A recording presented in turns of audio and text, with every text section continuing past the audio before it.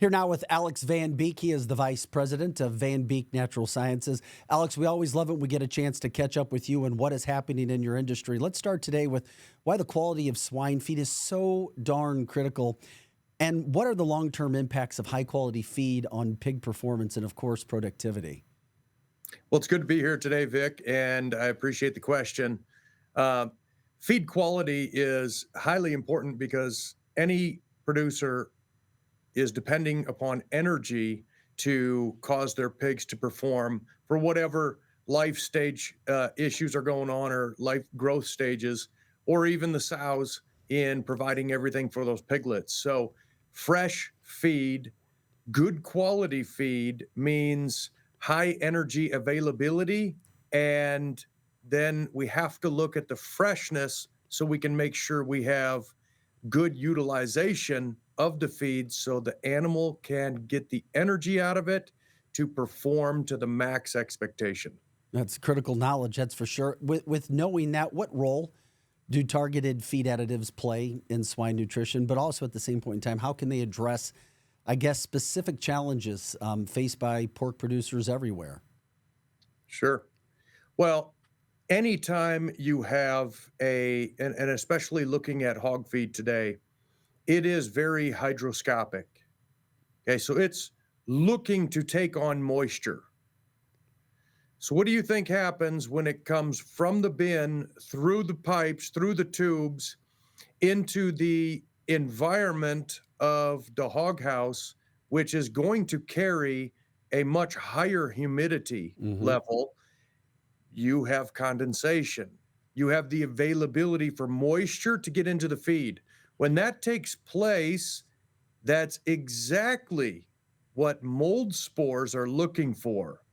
That's exactly what wild yeast is looking for. So while you may have fresh feed delivered, it takes a short amount of time for your mold spores and your yeast to start proliferating. When that happens, that's a challenge for any animal eating that feed. We're talking right now with Alex Van Beek. He is the vice president of Van Beek Natural Sciences. Alex, how do the nutritional requirements of a sow change across different life stages, and why is it so important to tailor feed to meet those specific needs? Sure.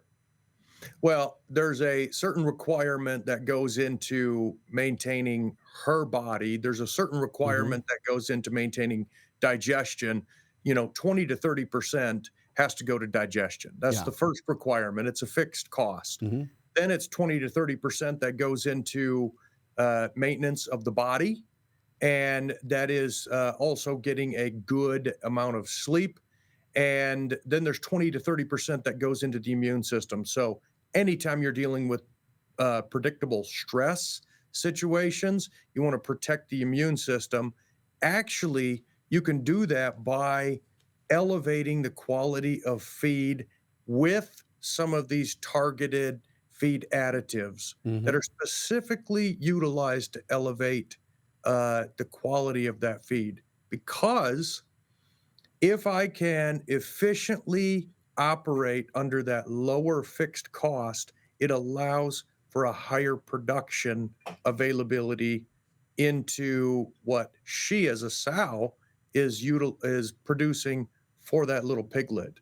So in that gestation period, while they're in that development, that piglet needs an immense amount of requirements or draw from the sow.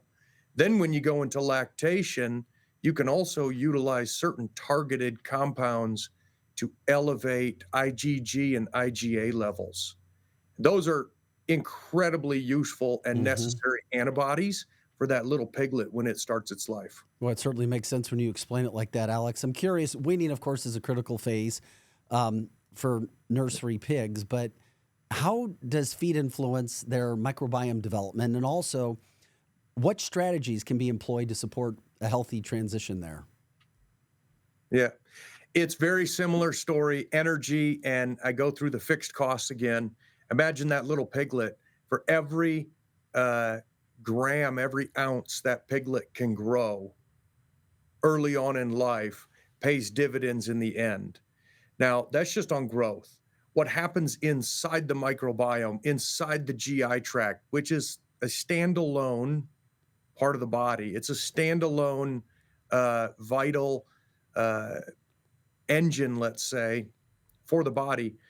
In that microbiome, in that GI tract, it's all the energy utilization, the energy absorption, the feed utilization and absorption is going to be determined based on the height, based on the surface area that I can create with the villi. Villi and microvilli grow the best in a highly bifidogenic bacterial environment. So if I can create through targeted feed additives, I can create a environment that where bifidogenic bacteria really thrive, Hmm. then I'm going to create an environment where villi grow to their max potential, thus giving that pig the most square inches, square feet of absorption capacity for them to absorb the nutrients that their body is taking in. Also, you can do targeted compounds, which we do here at Van Beek, that elevate the desirability of the feed and elevate the palatability of the feed and causing a olfactory stimulation to happen, which then elevates the production of digestive enzymes, thus giving the feed more digestibility for that little piglet. Finally, Alex, on this segment, how can adopting life stage specific feeding strategies actually contribute to substantial pig farming practices, not only today, but also in the future? I think it allows for consistency and to Hmm. do some of these strategies. It allows for a certain uniformity and consistency across the herd when you can isolate these approaches during these life stages. It's very predictable, right? So when a sow is in gestation and she's giving everything she can to that, and that's her life goal, giving everything she can to that piglet, uh, we we can predict some of the measures that are going to take place. We can also apply certain strategies that are very simple, very um, have a lot of continuity Hmm. in the unit that elevate repeatably the levels that that piglet needs. So it, a lot of times we know where we want to go, we just don't know how to get there. Hmm. And when I'm looking at applying some of these strategies to across all operations, whether it's a farrow to finish or wean to finish, uh, it allows me to have certain consistency in any operation. Consistency is key to profitability. So if I can increase the production levels on a consistent basis, then I run way more efficient. Consistency leads into efficiency. And utilizing some of these techniques is a home run for operations to maintain that kind of consistent production. Also, I want to hit on this one note. The more I elevate the energy level available through these feeding technologies, the more I elevate the digestibility of these feeds, the more comfort that is given also. Hmm. And when I have comfort for an animal, they sleep better, they repair their body better. In the end of the day, they have a healthier pig. A healthy pig tends to take care of itself. A stressed pig tends to experience a lot of problems. So if I can maintain that consistency with these feeding technologies, then I have an overall healthier herd. Yeah, just like us humans, huh? Exactly. It makes a whole lot of sense, Exactly. especially when it comes to health and getting the most out of each and every one of us. Alex Van Beek, the Vice Yeah. President of Van Beek Natural Sciences. Alex, continued success as Van Beek continues to lead the way in your industry. Thanks, Vic. I really appreciate it.